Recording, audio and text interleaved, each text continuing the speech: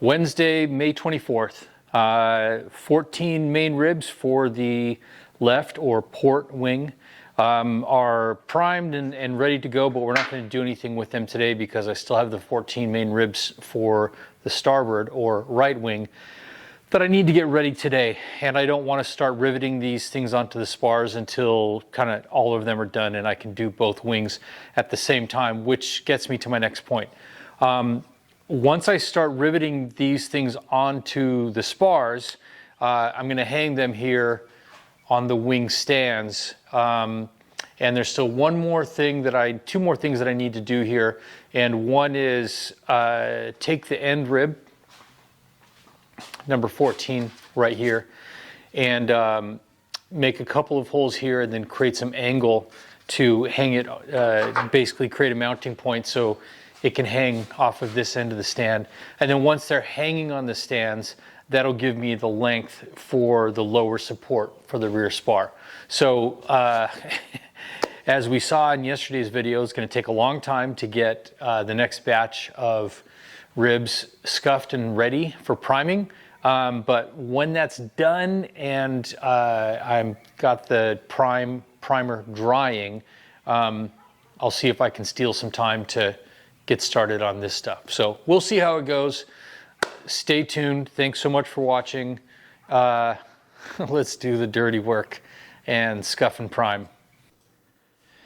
So again, this was 3 hours and like 37 minutes to get 14 ribs ready for priming. This is sped up by a factor of 100. Yeah, I did the same thing as I did the day before, which was get 7 done, take a little break. I didn't start, I think, until close to 5 p.m. So it was another late evening getting it done. But I did finish it up and get all the way into priming. So as I record this voiceover, I'm just about to go back out in the shop and get into the real business of putting all this together. Boy, there's nothing really that interesting about this process, but coming up here in a minute, I'll give you a closer look and a real-time look at the work that I was doing there to get these things ready. The ribs that I got, basically all the parts that I got from my empennage kit were covered in the blue vinyl, and they didn't have that weird discoloration on them. And I explained in a previous video that there's something about the process required to make the laser cut parts that are hydroformed that leaves maybe some residue from the solutions when they go into the hot bath to basically temper it after the forming is done. And then also it's been sitting in a humid environment in a garage near the concrete, which is not ideal. And so there are the kind of early signs of that gray look, which is like early signs of aluminum oxide, which, by the way, when it oxidizes, it prevents further corrosion. But yeah, so you can kind of see it here on the surface of that kind of weird discoloration.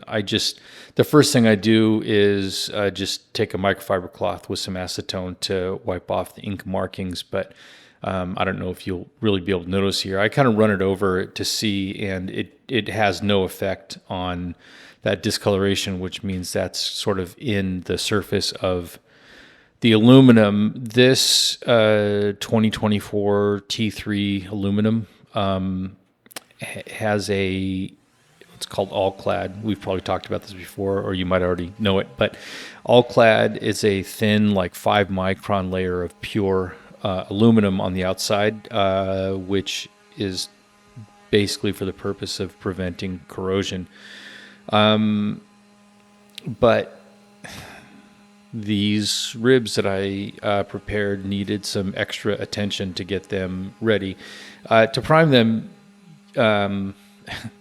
again, something you probably already know, but you need to scuff the surface so that you have essentially more surface area for the primer or whatever you're using to adhere to. I used this palm sander with Scotch-Brite to do, I think I said in the last video, to do the light work.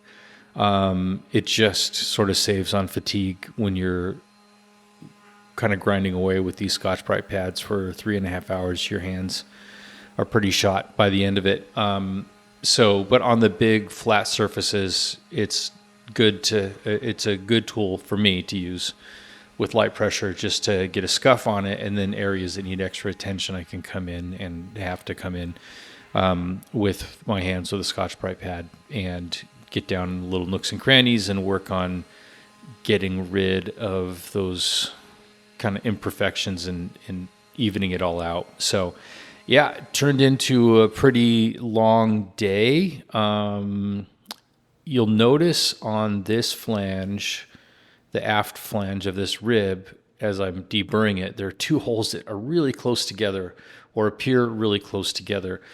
The three 711, 711 inboard ribs that are part of the wing walk, the plans tell you that once you get them fitted to the spar, you're going to have to drill new holes. So the holes that the rib come with on that rear flange don't perfectly match the holes that are actually on the rear spar. So you use the rear spar to match drill the new holes, and it just says abandon the old holes. So, yep, that's by design. That's not a mistake. It looks funky, but engineers have ensured that despite them being near to each other, there's still adequate edge distance. But yeah, it does look funky on that one. There's one rib that requires one additional hole, which is this one right here. I think that's the number 2 rib. It basically, the way that I numbered them, inboard to outboard, that'd be the number 2 rib, and then the 2 subsequent ribs, number 3 and 4, they get 2 additional holes added to them. So here, just working, basically doing the detail work with the Scotch-Brite pad, trying to get this thing cleaned up and ready for priming. And then I think you see on the table there a little kind of watered up piece of sandpaper. So there are spots in there where the Scotch-Brite pad is maybe not abrasive enough to get rid of something that I'm working on. So I've always got the sandpaper handy as well. It could be an